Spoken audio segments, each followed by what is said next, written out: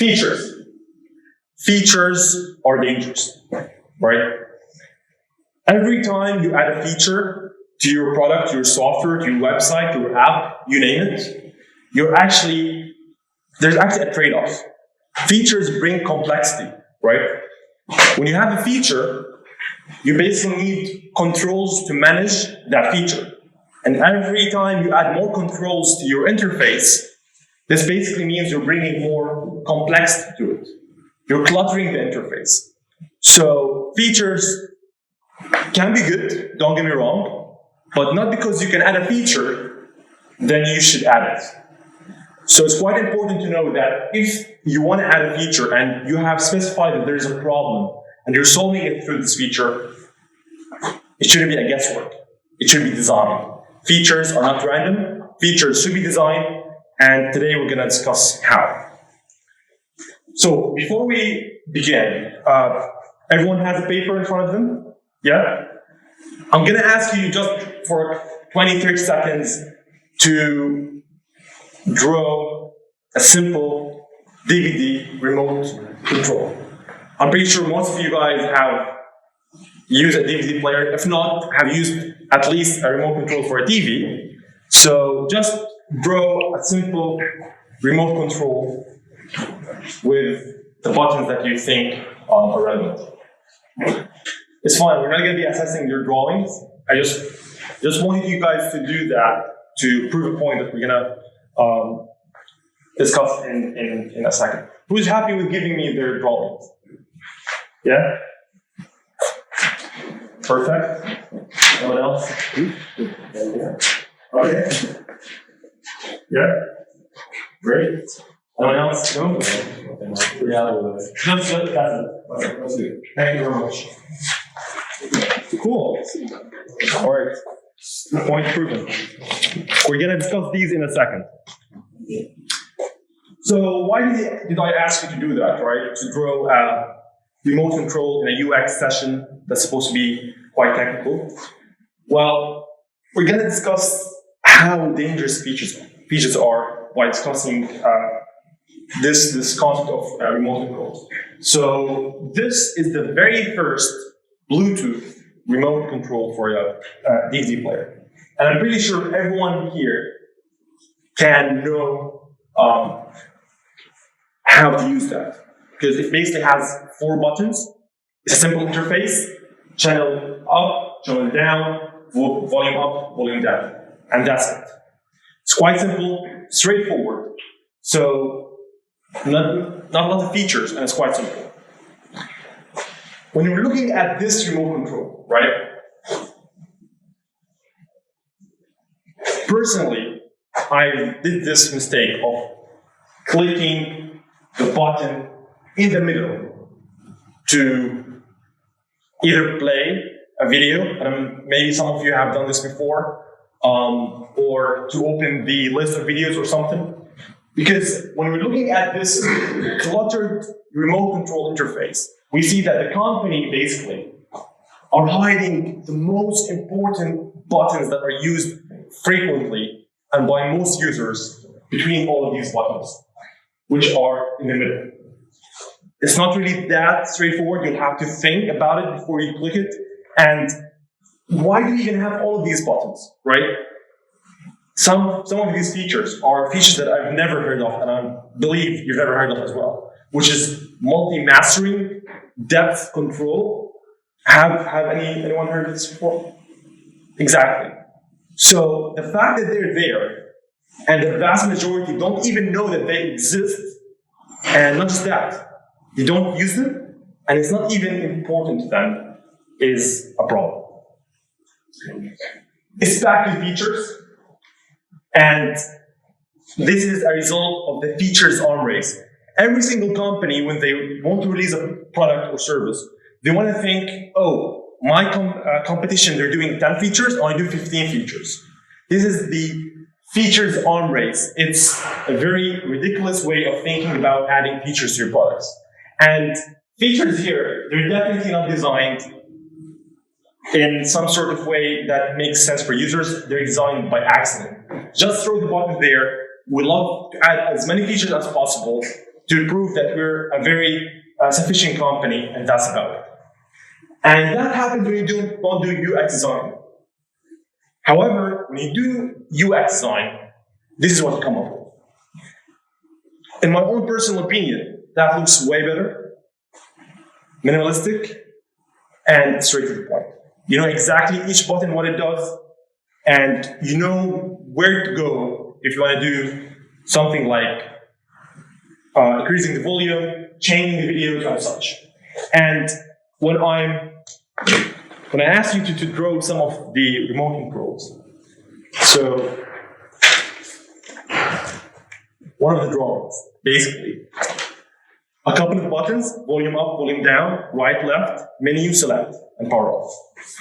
Another drawing, the numbers, volume up, volume down, the channels, and that's about it. What does this prove?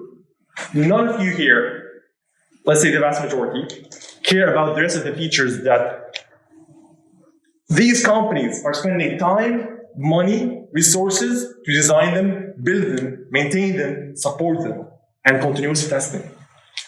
So imagine the amount of resources and effort that is being spent on such features that nobody actually needs or wants to use. So the dangers of features. Features add complexity, right? When you add features to your product, you need controls to manage them. And the more controls you have, the more you're gonna clutter the interface, and you're gonna start affecting the core features of your product, which is basically, in our case, the play button, the changing the volume, the channel, and so on. Also, features add cost. Resources, money, time, and so on. And last but not least, just because you can doesn't mean that you should. Features should solve a problem. They should have a purpose. If there's no purpose, the feature shouldn't exist, and it shouldn't be there on your product. So why does this happen, you may ask? Why a company like Panasonic, they have a DVD with this remote that nobody really wants to use some of its features? Why do they go about doing that? It all boils down to the engineering culture, right? And you might have noticed that engineers, by nature, right, and software developers and technicians, they like functionalities. They like to add features, right? They think, well, if we have 30 features and our competition has 20 features, we're winning the market. And from a marketing perspective, you might think the marketing department would actually approach this as, well, 30 features, you'll get it for £50. You want to go for a cheaper option, we'll give you 20 features for 35. And guess what? We have a £19 option with just a bargain offer, and it offers 7 features. So every time I encounter this, or I go about something and I stumble upon a website or an app that has so many features and there's no design put in progress, it tells me that user experience and usability was never a priority in the design phase. And this tells you a lot about the company and how much they care about their users and customers.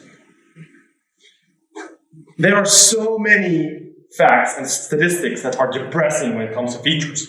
One of them that I personally like the most, which is 80% of your users will use 20% of your features.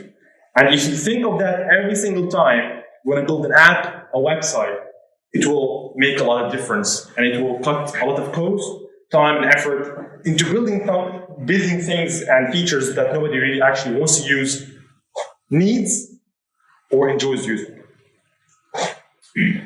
So the team at Panasonic did this very simple exercise that we just did at the beginning of this session. They would have built a more streamlined, cost-effective remote that would have saved them a lot of hassle with their customers. Because this exercise was done in so many UX sessions, and every single time, the vast majority drove something similar to this. So ask yourself, every time you add a feature, does anybody need it? right? And if they need it, what is the trade-off, right? Is it worth the complexity I'm bringing to my product? Because there are so many other products out there, and if my product has more features but it's more complex, it's making the user's life hard by using it, it's not gonna work. And the last one, what is the cost to design it well, right? So it's quite important to know that having a feature there that doesn't really work well or give the best UX is not better than not having it. And that brings us to the second topic, which is the importance of low fidelity design. Who heard of low fidelity designs, MVPs? Anyone? Have you ever seen with something like this before? So this is low fidelity, right? And it's one of the main important aspects of UX design. Because you're basically translating your thoughts into visual elements that are not expensive to design, but are very, very important to do and complete your research.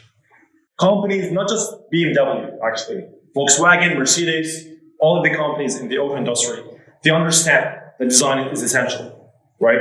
Before you go about the expensive business of building their cars and then refining them later. So this gives us a huge insight on how things are done in the market when it comes to making sure that your design is valid, testing it first before you build it, and spend a lot of money. So what do we mean and what do we need the design or the low fidelity for? So when they built this sculpture of the car, they built it for a reason. They want to interact with the car, because cars, for example, are highly interactive products, right? So you want to make sure that this car that you're building is actually quite interactive and it engages with the user the way that you want it. So they actually check how it feels to sit in the car, how it feels to play with the buttons on the dash, how does the car interact with the wind, with the rain, with the sun, right? So they do test all of these kind of things, and they actually bring real car enthusiasts to their factory to sit within these low fidelity prototypes, to experience the car first, give their feedback, and then once they get the green light, off you go. So what they're doing here, going back to the design process, they are basically building a prototype. And prototypes are quite important for building anything really, right? Just think about building a prototype before you design anything from now on. If you're building a website, it doesn't hurt to get a piece of paper, sketch what you think it should like, then start iterating on it, and then start designing it. You'll see how the whole experience will change, right? It will change because your thoughts are clearer. You'll be able to test it with the target audience, and at the end, you'll be able to get feedback on how it feels to use this website, app, software, whatever. And this is not only in the auto industry, also when it comes to construction, you always see blueprints before they actually build the building. In fashion, you see fashion designers always doing sketches here and there to make sure that this is the design that they have in mind and it's being translated well. And the recipes, you don't go and cook something without actually having the ingredients in mind, knowing that this is how it should look like, and then you go and you cook it, right? And the same in software. I've been working in the web development industry for around 6 years now, and every single time we build a new website for a client, this is what they send us. A sheet full of requirements, requirement after requirement, and that's essential. Don't get me wrong. That's quite important to have when you're building your software, but that's not enough. Because you can't really translate interactions and emotions and experiences in a spreadsheet. These requirements, I can read them right now and I'll understand them in a different way than if Michael, reads them and basically he'll understand in a whole different way, because basically they're just text on a spreadsheet. We're not experiencing something with the user. We're not actually observing how they're interacting with our product or service. There's a very nice quote for Frank Zappa. He says, talking about music is like dancing about architecture. And it's no, there's no like difference here, basically. You can't really tell much about software if you just go and you just prepare spreadsheets of features and requirements and you share them with users. Is that what you want? Yes, that's what I want. That's it. You don't just go and you follow that process. They should interact, they should engage, and they should experience whatever you're building. So how do you do that in the UX world? One of the ways is usability testing. Anybody heard of usability testing before? Okay, new stuff today. So usability is basically sitting with your potential user, showing them your prototype, and then observing how they're interacting with it, right? How are they using it? Where are they posing? What's difficult for them? What's this a good step? And so on. So it's quite essential to do that. So low fidelity design, in a summary, it should use ambiguity. The whole team knows this is what we're building, this is how it's going to look like, and this is how it's going to behave. Everyone knows what product are we building. Second of all, time and space to validate. You have the time to continue with your iterations, to go between designing, prototyping, validating, and then the result of the validation process will either bring you to another sprint or you go about building it and then testing it. So you have the time and you have the space to validate it. Because if you build your product or your software or your app, and I keep saying or because this applies to everything basically, and then you find out that it's not usable, you just wasted a lot of money, resources, and effort. And lastly, it reduces risk. Risk of producing services and products nobody wants, services and products nobody needs, services and products that are not usable, and the risk of damaging your brand and just producing things that actually add no value to people. That's low fidelity design. So once you do low fidelity, you come up with a new set of requirements, a new set of potential features, right? Now there's something is as important, which is prioritization, right? So how do you do that?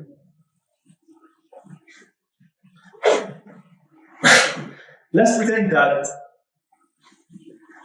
each of these lines is a use case. Who knows what's a use case? Anyone? Yeah? Using one so that we ask the customer for information or type information and build a story on it. Okay, that's a very good definition.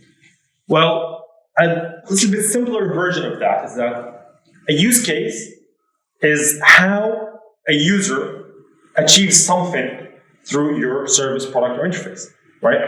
So let's pretend that we are about to build or not build, let's say we're actually assessing the use cases for Gmail or any mail software. One use case can be, I'm going to open Gmail and I'm going to go and draft an email and then send it. That's a use case.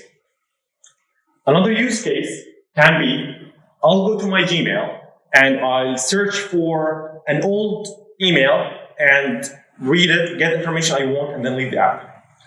Another use case, it can be, I want to go to my Gmail, I want to check any unread emails and read them.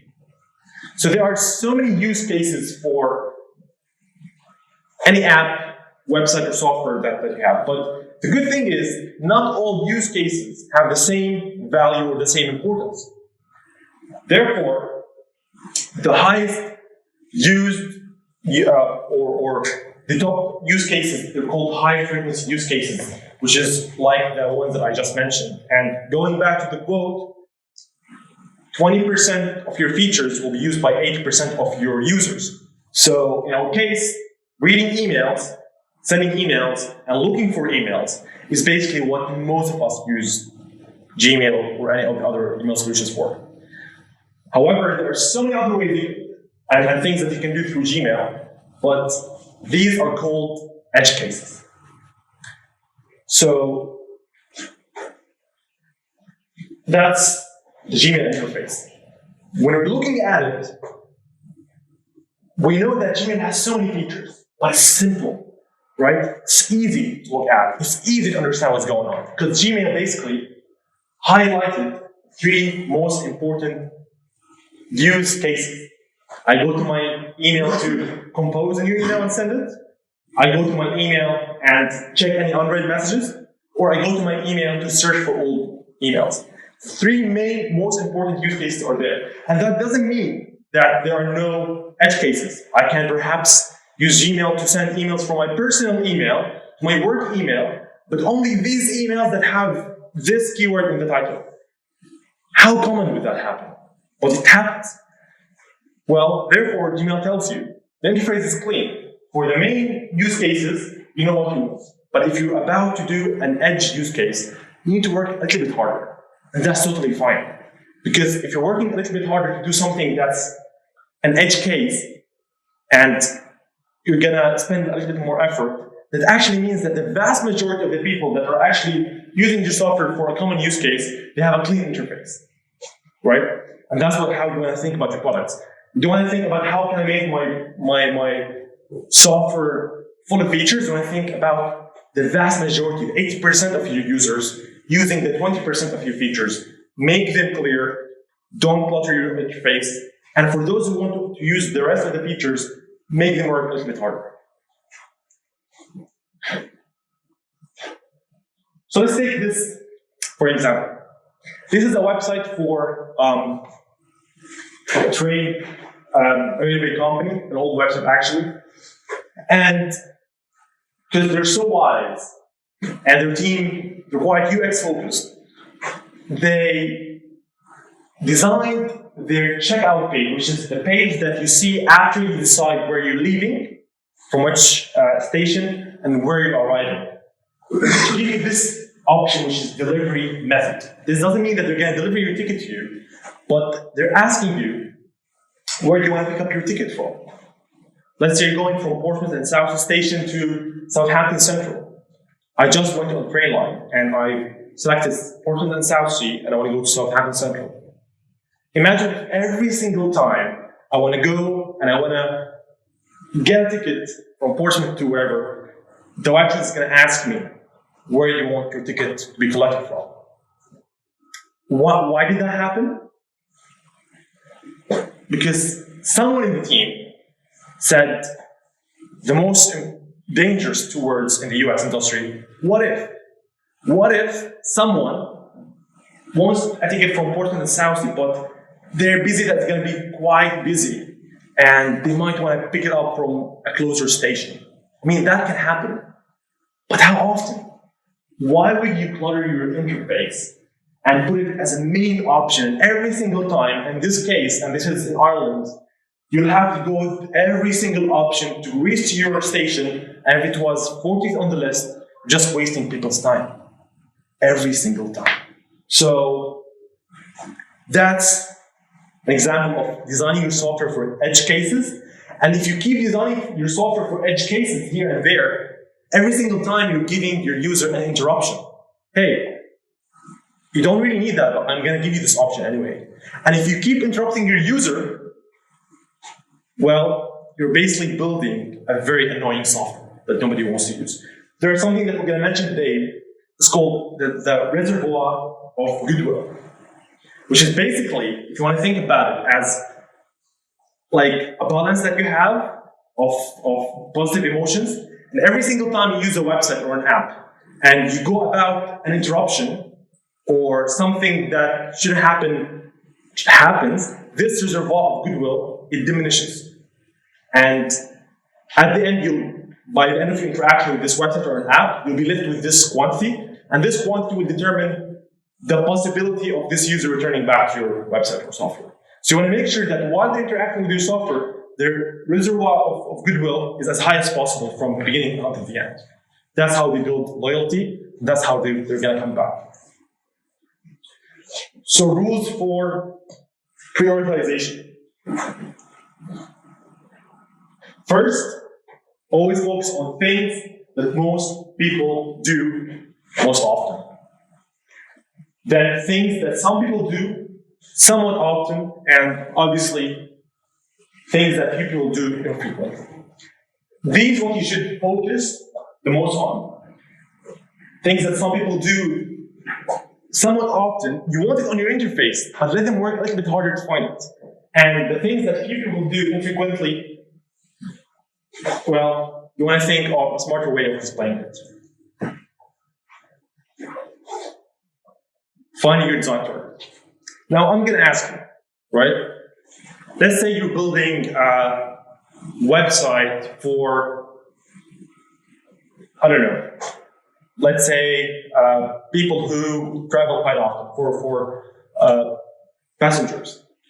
How would you really get about designing that website? How do you define the design target?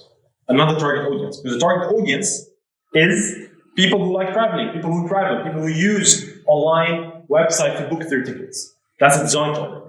But what is, that's target audience. But what is the design target? Anybody knows? Any ideas? How would you actually design your software based on the of my target audience? Okay. So the design target is a quite important definition to grasp. So you might say, okay, so you want me to research and ask people and do usability tests and all of that UX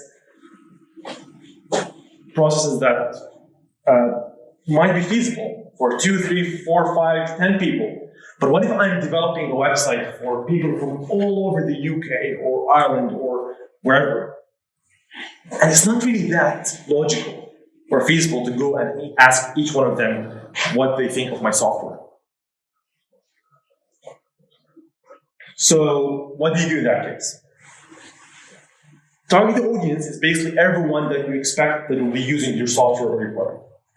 However, design target is what are the goals of these people and in what context and what set of behaviors do they have when they're using or interacting with my product or software.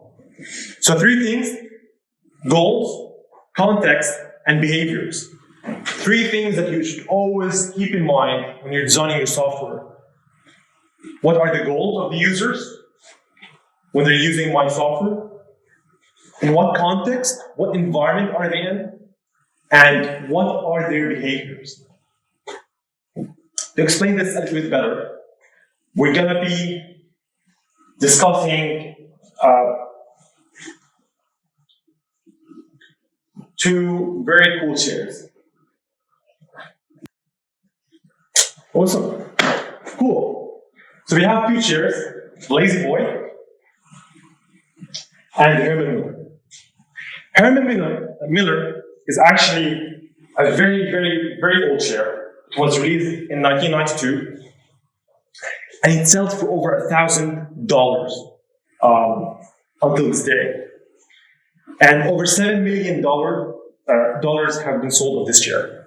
On the other hand, we have the Lazy Boy, which was first released in 1927, and it also retails for over $1,000, and many millions of that chair has been sold. And if you do the math, we're talking about 2 very successful chairs, each in their respective category. So let's talk a little bit about the context, goals, and behaviors of each.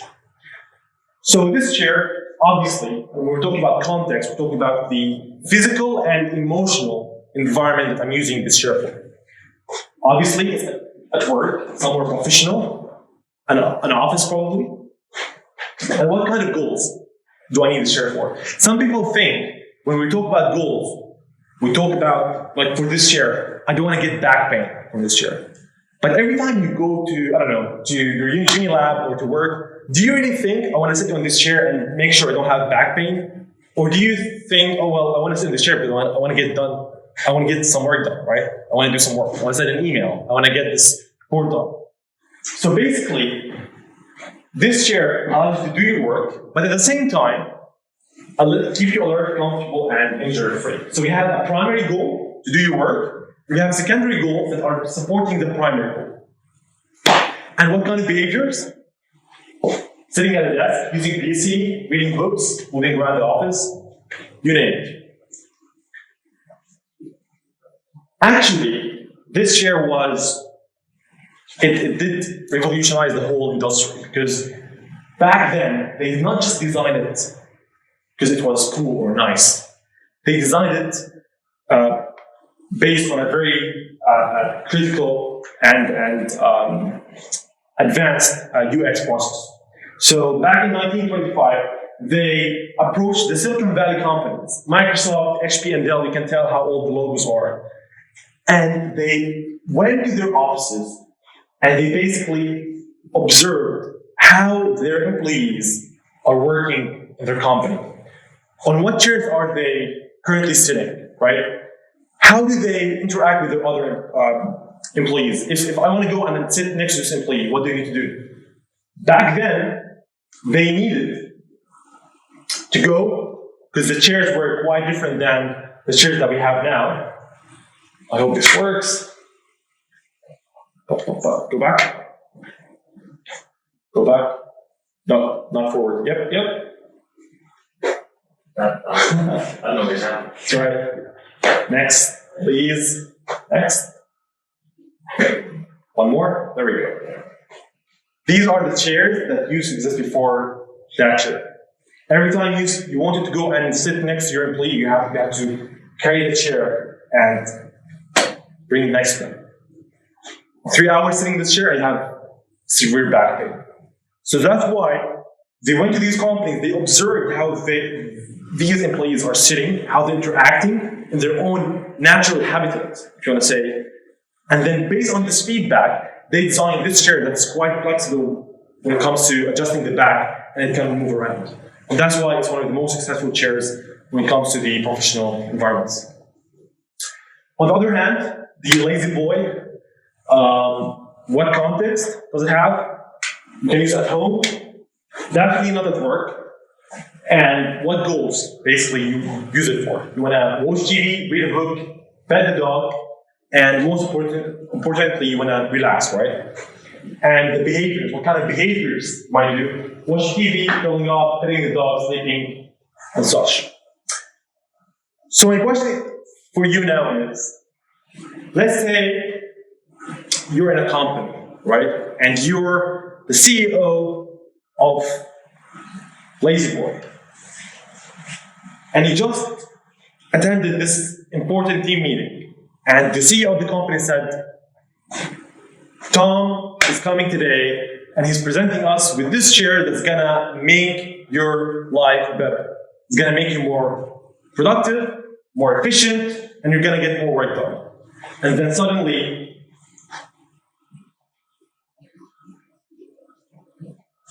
go back. You just play this chair.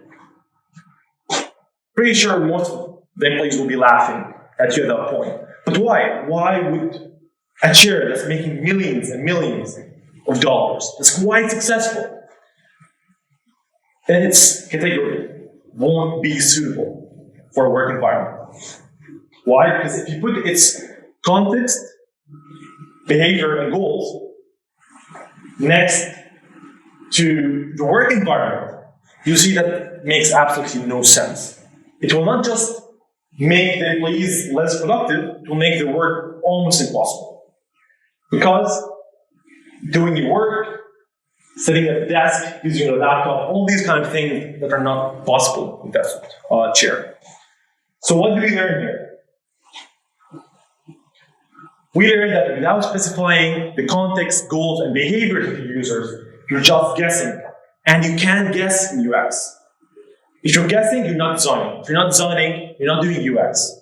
So it's quite important to always think of context, goals, and behaviors of your users. This sentence is a sentence that you should be repeating every day when you wake up and you're brushing your teeth. I'm not the target audience. It's that important, right? Because when you're designing a software or when you're working in a company, right, there's so much bias in our head. What the manager wants, how this feature came about, what are the policies behind this feature, why this exists, why this doesn't exist. There's so much bias in our heads, and we can't really make the right decisions if we think that we're the target audience. And honestly, I was a victim of this back a few years ago when I was just designing websites for my clients for the sake of what's cool, what I think would be better for them, and not really asking them for what they really need and asking their customers what they need. So it's quite important to always remember that you're not the target audience. Go back. So there's a very, very popular term or saying in the startup scene, get outside the building, right? And this quote explains it quite well. There are no facts inside your buildings to get outside. You have assumptions about your product, assumptions about your users, you have assumptions about how it should be, assumptions about how it shouldn't be. But how can you validate these assumptions if you're just sitting with your university group or your team at this company or whatever? You really need to get out there. Talk to people. And every time we do research, I think every time we hear about research, we think of people wearing lab coats and papers and calculators, but it's really not that complicated. Research is just talking to people. It's as simple as talking to people, getting out there and talking to people. Okay. Anyone have any questions before we start the more important part of this session, which is basically what hopefully you'll be enjoying and using quite often. Oh, okay. So heuristics. What are heuristics? Anybody knows what UX heuristics are? Yeah, Tom. Yeah. You raise your hand. So, what are they? Heuristics is sort of like, I guess, sort of the guide. Yes, 100%. So they are high-level guidelines that you can measure your software against. And they're quite essential. Not just that, they are actually characteristics of best practice. How your software should be. How it should behave. And it's always a criteria to measure against. It's quite important to do heuristic evaluation, and it's something you can do at home, at your own time. You don't need to involve people. It's quite simple. Because a very simple heuristic evaluation can be a simple spreadsheet, and we're going to see that in a bit. Okay, so today, and this is basically what we're going to be discussing until the end of the event, we're going to be going through quick 10 heuristics for 3 big giants in the UX world. We have Alan Cooper. Alan Cooper has a book called The Inmates of the Asylum. Who read it? I highly recommend it because that book is one of the best books about UX, talking about how the users should be making these decisions that you usually make, and not you. He says the way to make software more human, to make them more usable, is to give them humane characteristics. And how do you do that? He says politeness is one characteristic that is shared across cultures, and it's what you want your software to be. And what does he mean by that? He says, think of your software as a very high-class VIP restaurant, right? This restaurant, every time you go to it, they know your name, they know who you are, they know your preferences, and they're confident. They are able to take control, but at the same time, they still know that you're the boss, right? So he says, think of your software as this restaurant and how it operates. And he mentioned that in the book, which I highly, again, recommend that you read. It's not a long book.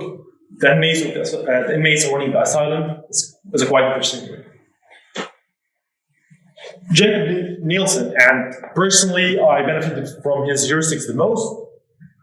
We're going to be going over 4 of his heuristics, and finally, we're going to be going over the heuristics of Steve Krug, which he is the inventor of the reservoir of goodwill, which is the term that we just used.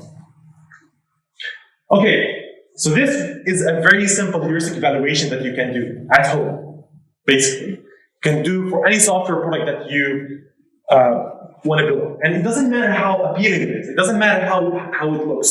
It just simply stating all of the heuristics that we're going to discuss now and putting a score against them and any comments. And actually, it would be great if you have another document of screenshots to validate or explain what you have in this table. So let's start with the very first one. Back. Okay. Software should be interested in me. What does this mean? Software should be interested in me. I've been using Gmail for a very, very, very long time, and I probably have sent over 1,000 emails, right?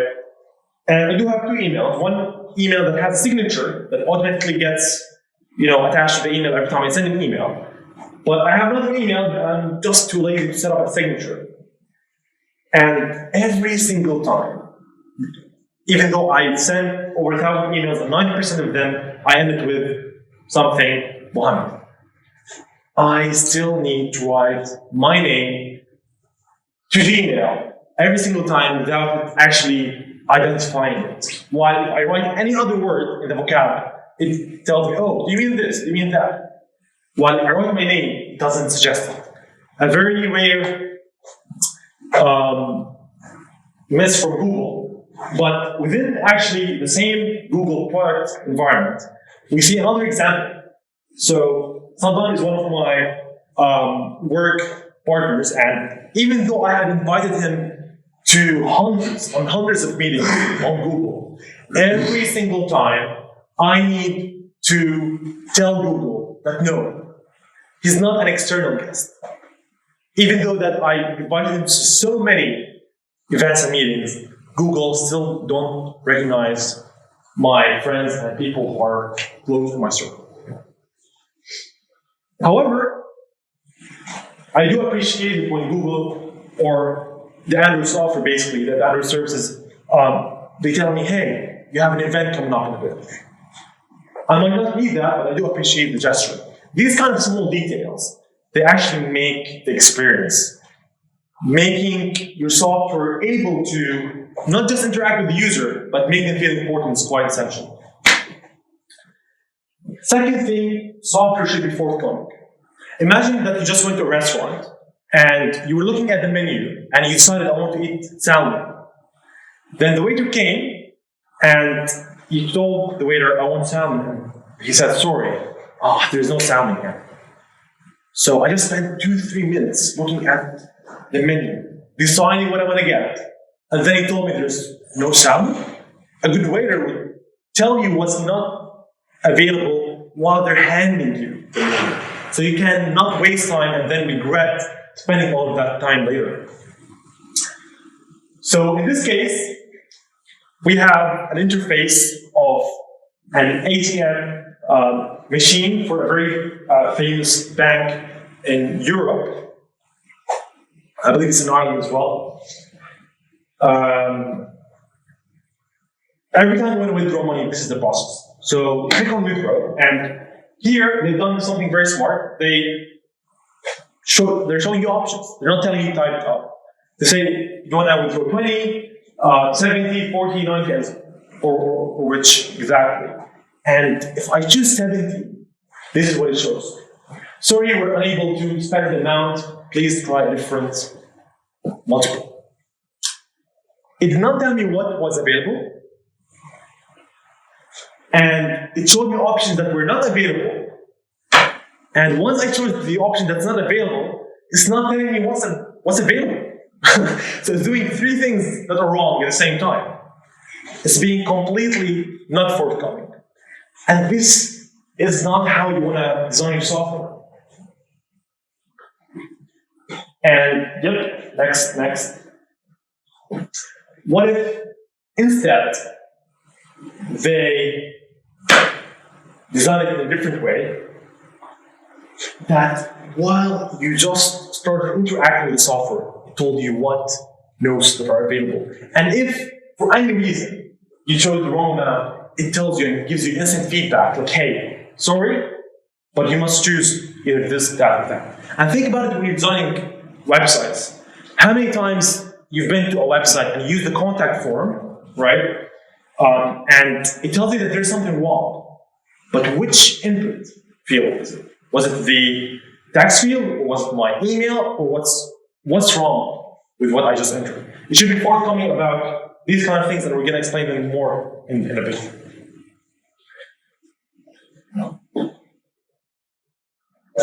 Yep. It's not going forward. Okay, so next presentation.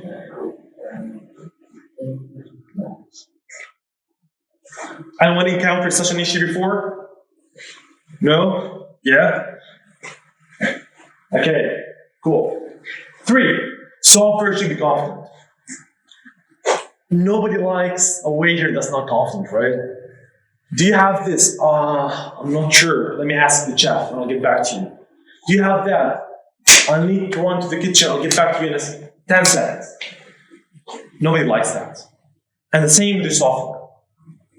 Users like the software to be confident, to not be hesitant, to give them the information that they need at the right time and to be confident about it. In this case, imagine that you are going from the ground floor to the fourth to the 15th floor where you live.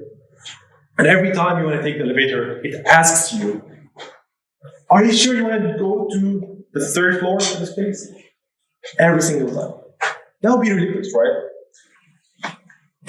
However, not yet. That's not scary, not yet. However, we do see these on our websites and on different websites almost every single time. Pop-ups here and there asking us whether we want to do this thing or not. So, what's the logic behind that? If there is something that you want your user to do, and you want to make sure that they're actually doing it not by mistake, that's the only time you can actually make the interface more complicated for them to work a little bit harder to confirm their action. Like launching a nuclear weapon, for example. You want to make sure that they don't click on the button by mistake. But when it comes to, again, Google. And Google is a huge company. They have a UX team that's unbelievable. But it's the reason why I'm including Google in these examples for you to see that no website is perfect. No interface is perfect. And that's why continuous feedback and UX research is important. So every time I want to actually delete a sheet in my Google Sheets, it asks me, are you sure you want to delete that sheet? But if you want to think about it, how can I get that wrong? This is how you delete a sheet from Google. You scroll down, you right click, then you scroll up, then you click again. I mean, it can go wrong, but how often, right? However, if you go to Google Drive, and if you do something more serious, which is deleting the whole file, Google deletes it for you. But it gives you this feedback right here. It says, okay, you deleted it, but just in case it was a mistake, here's an option for you to reverse what you did. That's a way better version of displaying feedback to your users. iTunes, in this case, is almost embarrassed to ask you this question. Do you really want to remove all of your songs? But it's giving you an option to not show this ever again. So if you really want to ask your users, do you want to do this? Are you sure about that? Make sure that you're not asking them these kind of questions all the time, especially when the task isn't really that obvious. And if you want to still ask them, give them the option to not hear your complaints again, right? So that software should be confident. Software should have common sense, right?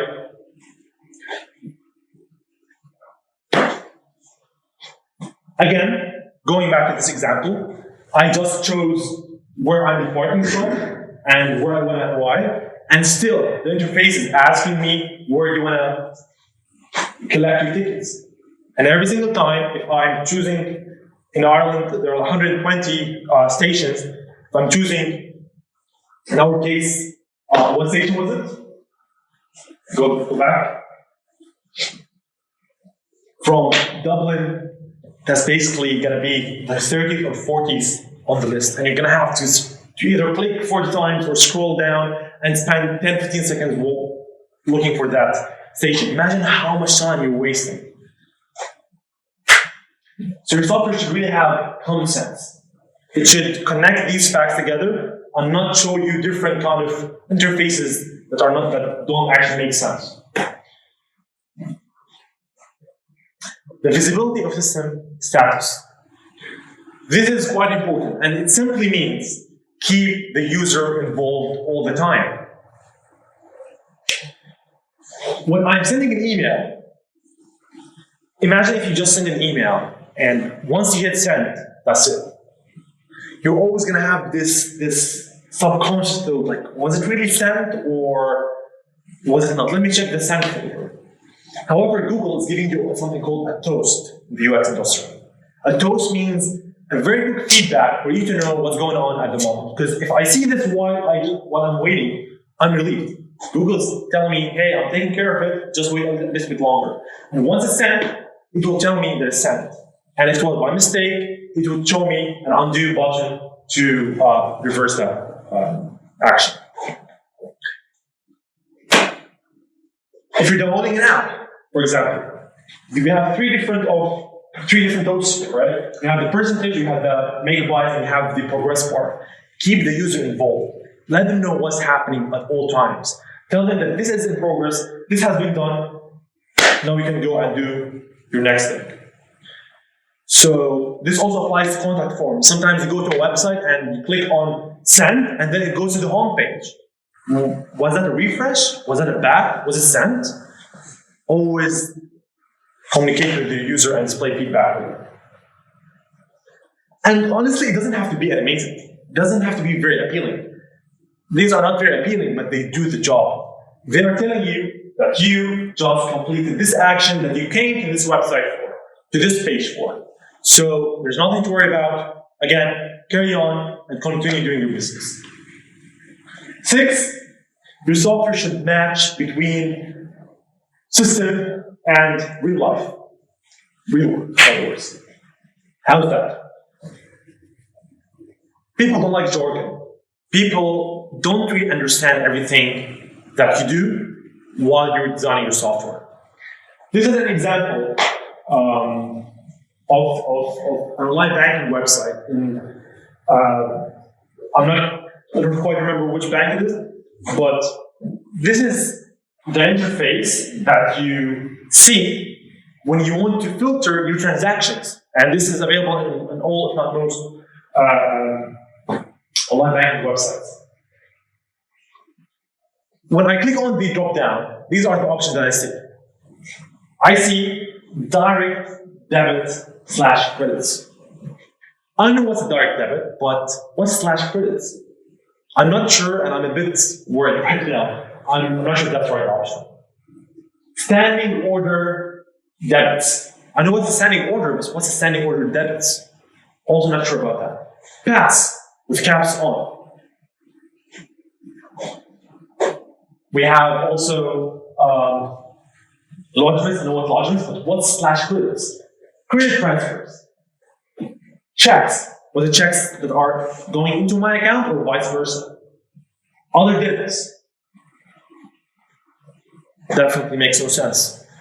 cash withdrawal, that's the only thing that I probably understood from this drop-down. Using other jargon like that will make your users not interested in your software, but they won't be able to understand it.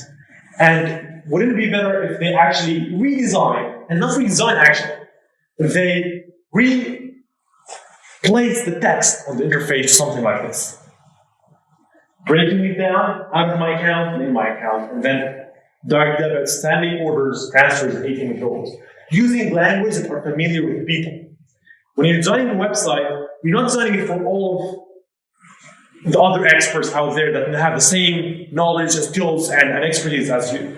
You need to think of your user as someone that's seeing your website for the first time, and they're digesting this information for the first time, and they have no prior knowledge. Unless, of course, your website is, or your software is for specific expert group. Another example, go back to please. So here they have debit and credit, show what goes in, what goes out. Wouldn't it be better also if they show all of the transactions that are coming to your account and outgoing your account this way? No kind of jargon, just quite clear, simple, clean interface. What's going in, what's going out. 7, freedom and control. We humans, we all like freedom. We want to have control over our future, over our destiny, and over our software, right? And a software that doesn't give us freedom, a software that doesn't give us control, is going to diminish the reservoir of goodwill, and it will lower the chances of us or any other users of using it again. In this example, we have this, again, another website of the online banking website, and I'm checking my accounts, my bank statements to look for a certain transaction. I just clicked on a transaction, on a bank statement, and I just found out that this is not the right bank statement. I want to go and look for my transaction in another bank statement.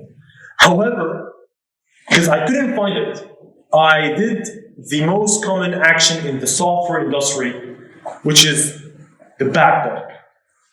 I hit back, and this showed up. And this is quite common when it comes to the financial websites, right? You can't use refresh, you can't use these kind of features that you expect to use on other websites, but because nothing really made sense to me. Like, I just arrived at this website and I felt I reached an endpoint. The software didn't give me an option to go back, and it didn't give me an option to know how to go to the main screen, let's say. Wouldn't it be better if we just added this very simple button at the top to give the user the option to go back to the page, to the previous page whenever they want? Because if I don't have that option and I want to go back, I either need to know the hierarchy of the software and go back to the home page and go to this link to end up in the page that I was in previously, or I need to refresh to log me out, and I will need to log back in again and go through the whole process. That could have been simply and easily mitigated by adding this button. And what really bothers the UX designers, when, for example, like the ATM machine, it did not show you what kind of what money it has inside. But it does know that. It doesn't really take that much to code that simple piece of code to tell people what's going on. And therefore, the ATM machine example, it's the main source of and main point of contact when it comes to clients and customers. And if every single time I'm gonna communicate with this ATM machine and it's gonna show me these kind of interactions that will lower my reservoir of goodwill, I'm not gonna be a customer anymore, or I will not really continue using this interface. 8, recognition rather than recall. How many times you go to a certain event and you remember some of the people, but you don't really recall their names? It happens to all of us. You say, I'm not a names person. I can recognize who you are, but I don't really recall your name. And this is actually most of us, not all of us. We don't really like recalling facts, recalling names. We like to recognize instead. We are highly visual creatures. And that's how you should design your software based on. So once again, from the online banking industry, let's say you wanted to go and look for send a transaction, and it just asks you select account, and you have a couple of accounts, and you need to send this transaction right now, and you're not sure which account it is. Both says current account, savings account, and of course you don't remember the actual ID of the account. So you're going to go through a whole of trial and error until you find it. But wouldn't it be easier if the bank simply did the following? They showed the balance available in every account. This way, without hesitation, you will say, okay, well, that's it. That's the account I want to enter to do and complete my transaction. We are visual. We like recognition, we don't like recalling. So don't make your users suffer. That's why also on Android, you see some of the contacts with their photos on, because Android wants to tell you, hey, you have an option to add a photo. Even iOS, of course. If you have a lot of numbers and you don't want to recall names, you can just look at their photo and you recognize them. Moving to the last two, heuristics. Don't force me away. So what does don't force me away means? Numbers, dates, more and more. How many times you've been to a website and it asks you to enter your number in a certain format, right? Or a date, like your date of birth. Don't write like the day before the month or the month before the date, or don't put 7 without 0 behind it. These kind of things, they just make no sense. Why? Because, for example, this is a checkout page, and I'm about to spend a big amount of money on purchasing something from their website. And instead of taking my money, they displayed this error. Sorry, but you can't have spaces in your phone number. But this is how I write it, right? Just take my money. What really bothers me as a web designer is that the time spent on coding this error is the exact same time, if not less, that would take you to just structure this input field to accept different kind of inputs and then structure it in your database the way that you want. But why do you want to make the user go your way? Let them be free. Let them input their data the way that they want, accept all inputs, and then distribute it and store it the way that you want. So it's quite important to not miss these kind of things when you're designing your website, software, or whatever, because they really make a difference. And we talk about interruption, and that's an interruption. The last one is don't waste my time. Nobody likes their time wasted. And in fact, this photo right here is your user, right? You should look at it again every time you want to design software, websites, or apps, or whatever, because this is really who your user is. We're all multitasking every day. We don't have time to give 100% headspace to this particular service or product or software or whatever. You're lucky if your user gives you 40 or 50% of their attention. You're lucky. So if you really want to make your software usable, you need to make sure that you're not wasting people's time and you're giving them the option that they need whenever possible early on. So, for example, I previously used eDreams to book a ticket, right? And I liked it because of the cheap prices, obviously. But when it comes to user experience, every single time, because you use a website and then you go back to it again, and we all know about cookies, we all know about the data that can be stored in your account. Even with all of that, it still doesn't know that I'm traveling from the United Kingdom. Don't tell me which airport, don't suggest Heathrow or Gatwick or whatever, but at least either detect it from my IP address, I allow you to use my IP address to detect that, or check the previous experiences and help me not spend more time on your platform, because this will increase my reservoir of goodwill. Because if I go to to Sky 10, for example, every single time I go and I see the system knows who I am already. It makes it feel personal. It saves me time.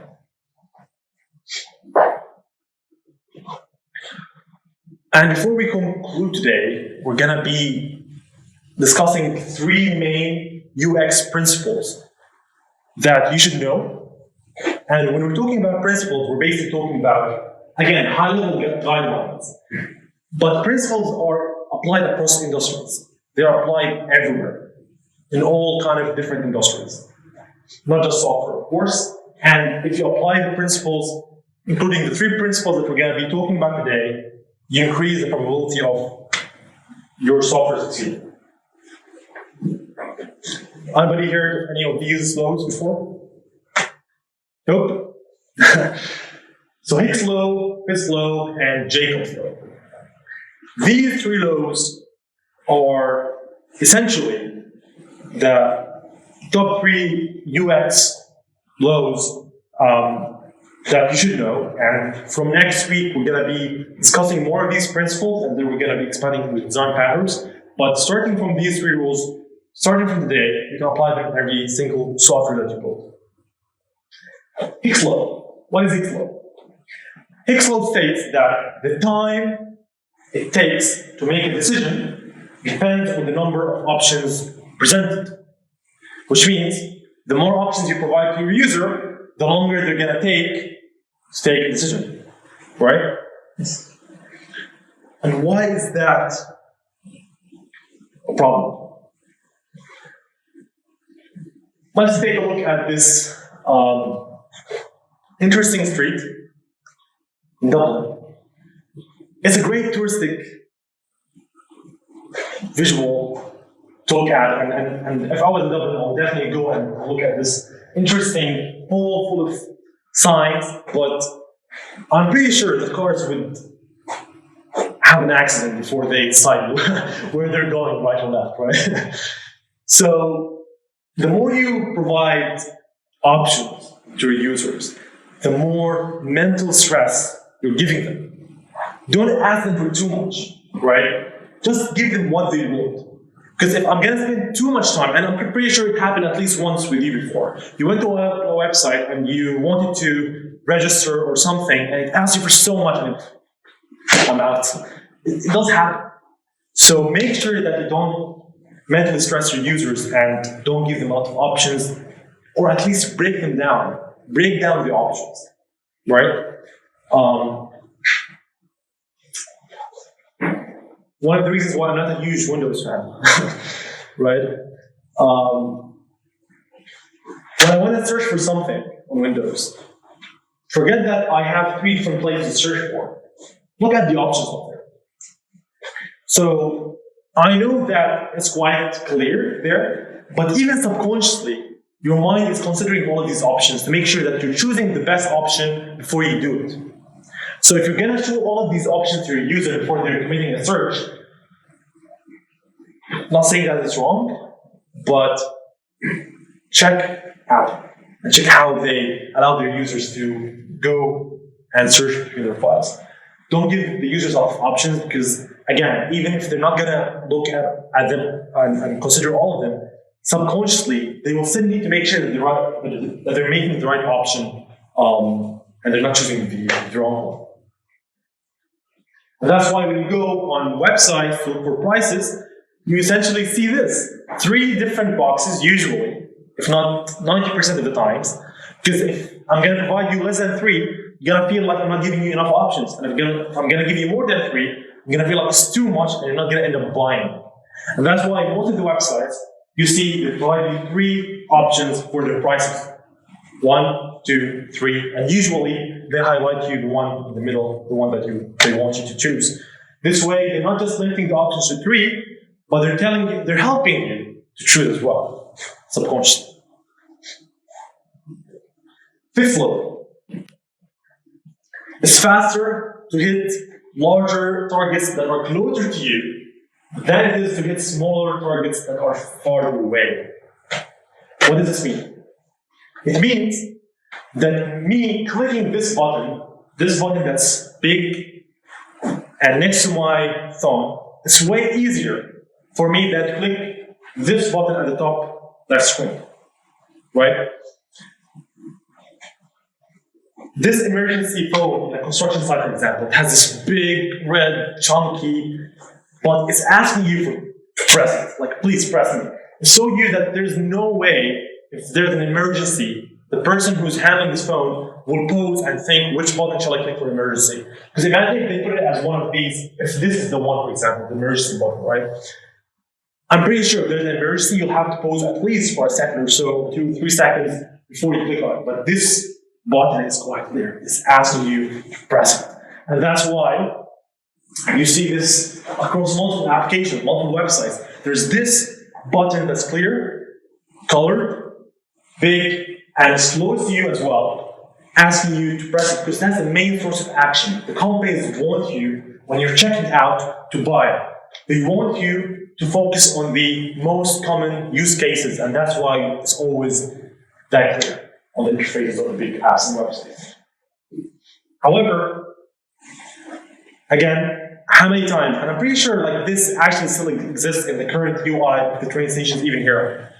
How many times do you want to go and you want to collect your ticket if you bought it on the app, and the numbers, first of all, they are so hard to press on, and every time you press on a button, they're not actually adding numbers, they're canceling the order transaction or the whole process. You will need to click on enter, then you end up pressing on 4 or something like that, and it just delays the whole process and you might miss your train as a result of that. Imagine, alternatively, with this design, right? You have the numbers, here's a search, you have 2 options clearly, but you have one big chunky button at the end, which is print tickets. There's no way you're gonna miss that button, and there's no way you're gonna actually press on another button. Well, maybe you might press on the 0 if the screen was horrible, but it's a way to interface for you to interact with. And finally, Jacob's law. Jacob's law states that users prefer your UI to be designed the same way or similarly to other UIs that they use, right? Do you remember, those who attended the first session will remember this, the BlackBerry 10, the very first smartphone from BlackBerry that they thought will revolutionize the industry, but it was a flop. The reason that BlackBerry exited the market and is no longer existing, because instead of having a home button back in 2013, 14, they introduced different kind of gestures and swipes, and they thought that's innovation. They thought that's creativity, right? But it was not right. It was not like, at the moment, our iPhones, they don't have a home screen. But that was in 2014. If you're gonna actually build a software or a product that is new to people, if you want to really reinvent the wheel, make sure that you do it right. Because if you don't do it right, you're actually going to end up with a product that nobody knows how to use or wants to use, and it's going to make them and their life way harder. And to explain this law and finalize, I'm going to give the mic to Nielsen, the man himself, to explain what this law is. We're at the UX conference in London, down by the Houses of Parliament, because I want to talk about Jacob's Law of the Internet User Experience. Now, Jacob's Law of the Internet User Experience is not a law like what they're debating in Parliament here behind me. It's not something voted on by politicians. It's not even something like I decided on. Jacob's Law, it just describes how things are. It's more like a law of nature. So Jacob's Law of the Internet User Experience says that users spend most of their time on other websites than your website. So when people get their cumulative experience on all of these other websites, that adds up to their understanding of how a website should work or what are the design conventions on the internet. So if your website does the same as most other websites, then when somebody arrives at your site, they're going to know how to use it. They're going to focus, therefore, on your products, your services, your offerings, your content, your message, which is what you want. On the other hand, if you violate Jacob's Law of the Internet User Experience and you do things differently, just to kind of, oh, let's try some new fancy thing. No, because then people are not going to know how to use it. They're going to be confused. And if people are confused on the web, what most often happens is they just leave. You know, the back button beckons. The back button is very attractive on the web. And so they're just going to be out of there. You lost that customer. So I really, really strongly encourage you to pay attention to Jacob's law of the internet user experience, follow design conventions, do the same thing as most other websites do. Because remember, users spend most of their time on other websites than your website. Not because he invented the law is telling you to use it, but because it's really essential. And think of it when it comes to almost every website that you use. Amazon, when you want to check out, they're not changing the way checkout is because they just want to take your money. They just want you to finish this step as fast as possible. And what's the best way to do that? Is to show you an interface that you're familiar with. Your creativity could ruin the sweet experience of users can make them quit. And that really doesn't mean that you shouldn't be creative in your design, but you should have the heuristics involved. You should make sure that the principles are right and that you've done enough research before you say you want to design something. So don't reinvent the wheel, but rather give people experiences that are enjoyable, generate positive emotions, and a huge emphasis on the laws and principles that we discussed.